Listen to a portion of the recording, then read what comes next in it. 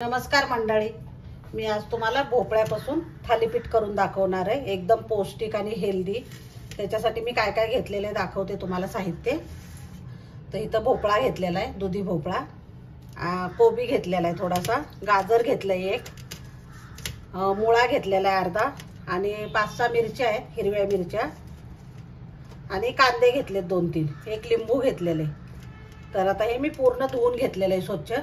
ह्याचं वरचं सगळं साल काढले, असे गाजरचं पण आपण बटाट्याचं साल काढतो ना, त्याच्याने मी काढून घेतलेलं आहे, आणि स्वच्छ धुवून पण घेतलेलं आहे. त्याच्यामुळे मी आता खिसून घेणार आहे आणि पुढे काय करायचं मी तुम्हाला दाखवते. तर मंडळी, मी एक ताट घेतलेले आणि खिसणी घेतलेली. त्याच्यामध्ये आता मी हे पूर्ण खिसून घेणार आहे भोपळा. त्याचं काही साल काढणार नाही मी भोपळ्याचं. हे मागचं आणि पुढचं काढून घेते. हे जे असतं ते काढून घेते, मागचं पुढचं, आणि पूर्ण मी भोपळा घेणार आहे याच्यामध्ये. आणि आता हा पूर्ण खिसून घ्यायचा.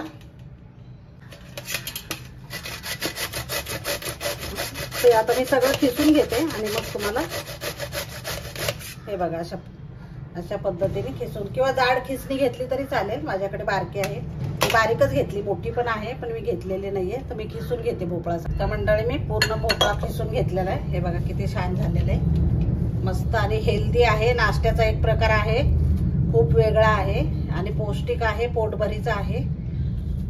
तर ह्या पद्धतीने मुलांना कळतही नाही की भोपळा घातलेला आहे याच्यामध्ये. दुधी भोपळा खायला खूप कंटाळा करतात. तर हे अशा पद्धतीने तुम्ही करून देऊ शकता. काय तर मी गाजर खिसून घेणार आहे.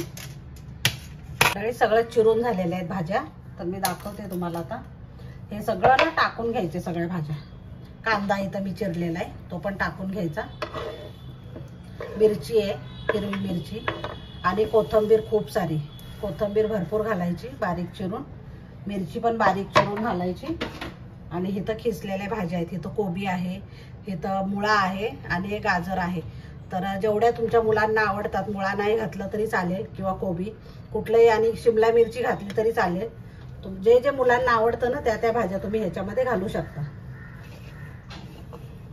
आणि हे सगळं मुलं खातात, त्यांना काही कळत नाही की, आणि एवढं छान लागतात नाही हे, आणि झटपट होते रेसिपी. त्याच्यामुळे मुलांना कळत पण नाही की ह्याच्यामध्ये काय घातलेले. आपण लसूण घालायचं, अद्रक लसूण पेस्ट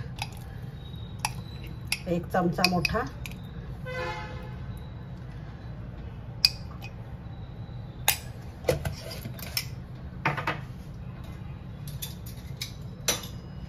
आणि लिंबाचा रस घालायचा. 1 लिंबू घेतलेला आहे मी.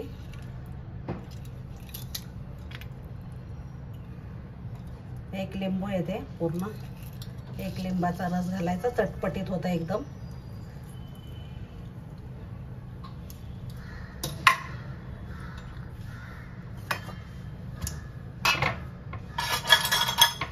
मीठ घालायचं चवीप्रमाणे.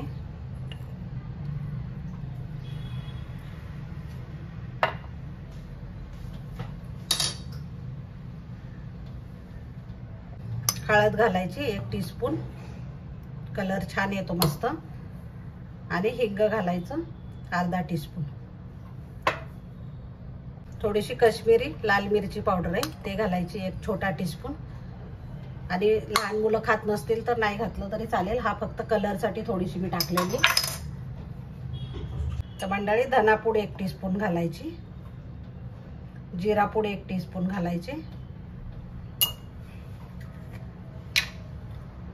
आणि तीळ घालायचे मंडळी 1 चमचा मोठा. आणखीन अर्धा घालते मी, कारण हे जास्त आहे पीठ.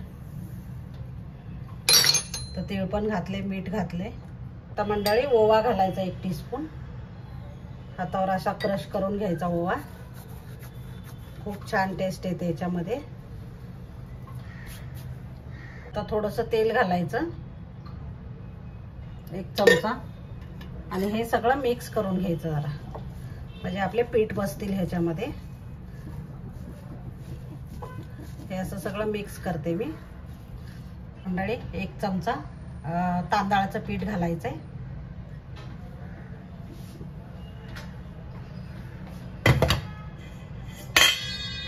आणि 1 चमचा ज्वारीचं पीठ घालायचंय. ज्वारीचं पीठ आणि मंडळी 1 चमचा डाळीचं पीठ, चणा डाळीचं पीठ असतं, 1 चमचा घातलेलं आहे मी. हे सगळं आता मिक्स करून घेते मी. पाणी ओतायचं आणि सगळं मिक्स करून घ्यायचं चांगलं. कारण एवढा कप मी पाणी ओतलेलं आहे. आणखीन लागलं तर घालायचं पाणी. पाण्याचं काय असं प्रमाण नाहीये, जास्त पातळ पण नाही करायचं. आता मी सगळं मिक्स करून हे बघा मंडळी, सगळं मिक्स करून झालेलं आहे व्यवस्थित, एकदम छान झालेलं आहे. तर तुम्ही हे पीठ कमी जास्त पण करू शकता. मी समप्रमाणात घेतलेले, तुम्ही कमी जास्त करू शकता. कुठलं जास्त आवडतं, तांदळाचं म्हणा किंवा डाळीचं किंवा ज्वारीचं पीठ, तर तुम्ही कमी जास्त करू शकता तुमच्या ह्याने. आणि भाज्या ह्याच्यामध्ये बीट पण घातलं ना तरी खूप छान, म्हणजे मुलं खातात पण आणि कलरला पण खूप छान दिसतं हे. तर बीट पण तुम्ही खिसून घालू शकता आणि भाज्या खिसूनच घालायच्या फक्त. तर आता हे आपलं तयार झालेलं बॅटर किती छान झालंय बघा. जास्त पातळ नाही करायचं, हे असंच ठेवायचंय. तर आता मी दाखवते तव्यावर तुम्हाला करून. मंडळी मी तवा ठेवलेला आहे, त्याला थोडंसं तूप लावून घेते.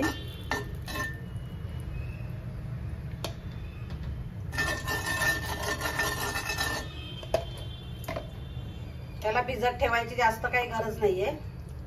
आपण लगेच सगळं मिक्स केलं की आपण करू शकतो. आणि थोडंसं बॅटर टाकून घ्यायचं.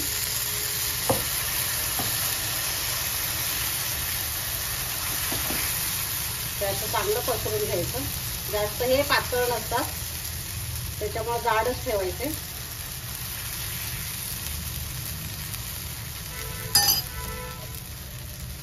आणि थोडंसं वरून तूप थोडंसं सोडायचं.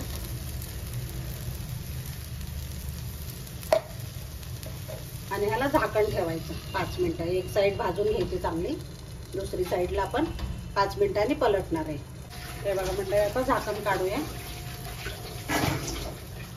आणि आता एक साईड पलटून घ्यायचं. खूप मऊ लुसलुशीत होतात ना, त्याच्यामुळे जरासे चांगले होऊ द्यायचे, मग तुटणार नाही. आणखीन एक साईडला आपण झाकण ठेवायचं परत, म्हणजे चांगले शिजतात. मस्त कलर आलेला आहे आणि मस्त शिजलेलं आहे मंडळी. तर आता आपण सर्व करूया. बघा मंडळी, आपला सकाळचा नाश्ता तयार झालेला आहे. सकाळच्या नाश्त्यासाठी करा, रात्रीच्या जेवणासाठी करा, खूप उत्तम पर्याय आहे. आणि हे पोटभरीचं आहे आणि पौष्टिक आहे. आणि सगळ्या भाज्या त्याच्यामध्ये आपण घालू शकतो. आणि इतकं छान लुसलुशीत मऊ झालेलं आहे ना, हे बघा. मी तोडून पण दाखवते. तर सॉस बरोबर खावा किंवा दह्याबरोबर खावा किंवा हिरवी चटणी असते त्याच्याबरोबर चटणी पण करू शकता तुम्ही, त्याच्यावर खाऊ शकता. पुदिना, कोथिंबीर, मिरची आणि थोडंसं मीठ सगळं घालून तुम्ही चटणी पण करू शकता, त्याच्याबरोबर पण छान लागतं. किंवा नुसतं खाल्लं तरी छान लागतं. ते एवढं सुंदर होतं ते. नाही, कसं काय वाटलं तुम्हाला आजचा नाश्ता? आणि खूप छान पर्याय आहे. मुलांना काही कळत नाही की याच्यामध्ये भोपळा घातलेला आहे आपण. तर तुम्ही नक्की ट्राय करा. आणि आवडलं तर लाईक, शेअर आणि सबस्क्राईब करायला विसरू नका.